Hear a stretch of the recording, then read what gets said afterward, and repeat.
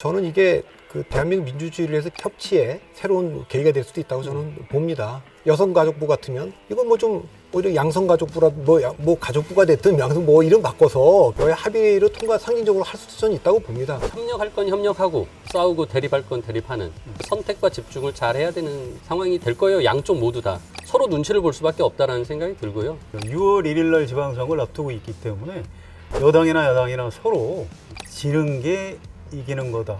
이런 장면이 될 가능성이 높다고 봅니다. 민주당이 172석의 거대 정당인데 지킬 건 지키고 양보할 거 양보 시원시원하게 하고 해주는 모습을 보이면 당내에서는 약하다, 뭐 사쿠라냐 이런 얘기가 나올지 모르지만 저는 그게 실제 민주당이 승리의 길을 가는 거라고 생각합니다. 자, 윤석열 당선자가 선출된 지 일주일 정도 지났지만 여성가족부 폐지 문제라든가 민정수석실 폐지 이슈, 그리고 검찰권 강화, 대통령 집무실 이전에 관련된 논란 등 다양한 이슈들이 지금 생성되고 있습니다.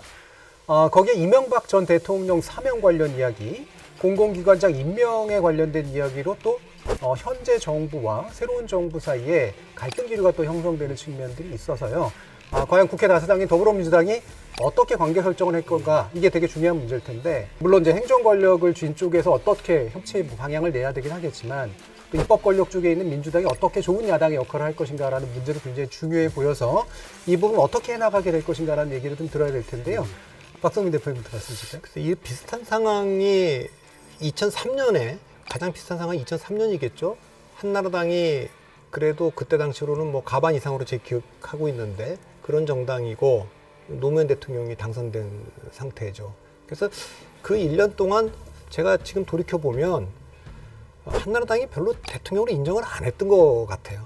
그러니까 노무현 대통령이 대통령 못 해먹겠다라는 얘기도 하고 그래서 결국에 탄핵까지 가지 않았습니까? 그 충돌이 있었고 그걸 타개해 보려고 어쨌든 노무현 대통령도 굉장히 고민했는데 탄핵의 역풍으로 어쨌든 그 열린우리당이 그 2004년에서 가반 이상의 의석을 확보하죠. 그래서 저는 이게 그 대한민국 민주주의를 위해서 협치의 새로운 계기가 될 수도 있다고 저는 봅니다. 여성가족부 같으면 이거 지금 대통령 대표공약처럼 돼 있지 않습니까? 그러니까 안 할 수가 없을 거예요. 그런데 이거 뭐 좀 오히려 양성가족부라 뭐 가족부가 됐든 양성 뭐 이름 바꿔서 기능 좀 해서 이렇게 여야 합의로 통과 상징적으로 할 수도 저는 있다고 봅니다. 이번에 제가 그 가능성을 봤던 거는 5년 전에 우리가 평화적으로 탄핵을 했고 그래서 세계를 놀라게 했는데 이번에 무효표보다도 더 적은 표차로 이재명 후보가 졌는데 굉장히 품격 있고 깨끗한 승복을 해줘서 민주주의를 전진시켰잖아요. 그 정신을 그대로 살려서 좀 뭐를 좀 할 수 있을 거다 저는 그런 기대를 합니다. 그러니까 결국은 협력할 건 협력하고 또 싸우고 대립할 건 대립하는 그러니까 굉장히 이제 선택과 집중을 잘 해야 되는 상황이 될 거예요. 양쪽 모두 다. 그러니까 서로 눈치를 볼 수밖에 없다라는 생각이 들고요. 그런 면에서 이제 이 여가부 폐지 이게 이제 굉장히 이제 핵심 논쟁이 될 거고요.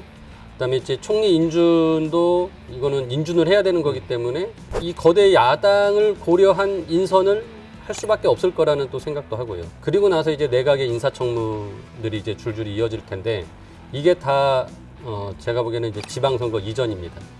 근데 이제 지방선거 이전인데 선거 이전에 민주당이 새로운 정부의 어떤 일종의 허니문 기간이라는 걸 우리가 항상 인정해주고 첫 출범에는 좀 협조적으로 해주는데 이제 그거를 안 하고 발목 잡기를 하면 뭐 당장 지방선거에서 안 좋은 또 결과를 초래할 수 있기 때문에 눈치를 볼 수밖에 없죠.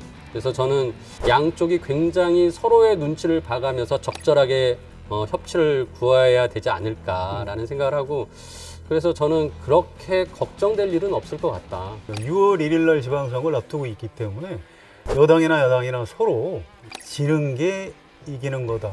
이런 장면이 될 가능성이 높다고 봅니다. 사실은 윤석열 당선자가 야당, 민주당에 아주 그 큰 폭의 무슨 그 정책 협의체 같은 걸 하자. 그러면 아마 이제 야당이 피할 방법이 없을 거고요. 그러면 엄청나게 어떤 주도권을 쥘 수가 있을 겁니다. 그런데 윤석열 당선자 그렇게 할지 그건 잘 모르겠어요. 또 그걸 야당이 먼저 제안할 수도 없는 겁니다. 야당이 됐기 때문에 좀 상대적으로 그때그때 판단하시면 되는데 저는 기본적으로 이를테면 국무총리 임명 동의는 아주 엄청난 하자가 있는 사람이 아니라면 대통령의 어떤 국정 파트너입니다. 그래서 웬만하면 임명 동의에 찬성해 주시는 게 옳다고 생각하고요.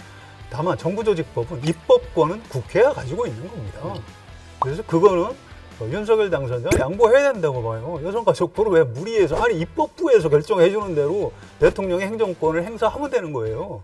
그거는 아주 당당하게, 왜 우리가 다수당이기 때문에 우리하고 정치 협상을 하자, 이렇게 제안하실 필요도 있다고 봅니다. 말씀하신 게 맞아요. 지는 것처럼 보여주는 게 사실은 이기는 거라고 생각하고, 민주당이 172석의 거대 정당인데 지킬 건 지키고 양보할 거 양보 시원시원하게 하고 해주는 모습을 보이면 당내에서는 약하다, 뭐 사쿠라냐 이런 얘기가 나올지 모르지만 저는 그게 실제 민주당이 승리의 길을 가는 거라고 생각하고, 이 3자 회동을 뭘로 하느냐, 민주당이 먼저 제안해야죠. 지금 뭐 뜬금포 세방 갖고 얘기하실 때가 아니라 지금 유가 때문에 난리잖아요. 차 갖고 다니는 분들부터 시작해가지고 농사 짓는 분들까지 유가 때문에 지금 난리거든요. 여기에 대해서 당선인이 한마디도 안 해요. 정치권에서 이 부분을 책임 있게 논의하자, 어떻게 할 건지 좀 논의하자. 코로나 방역 대책 50조 서로 얘기 같았잖아요, 대선 때.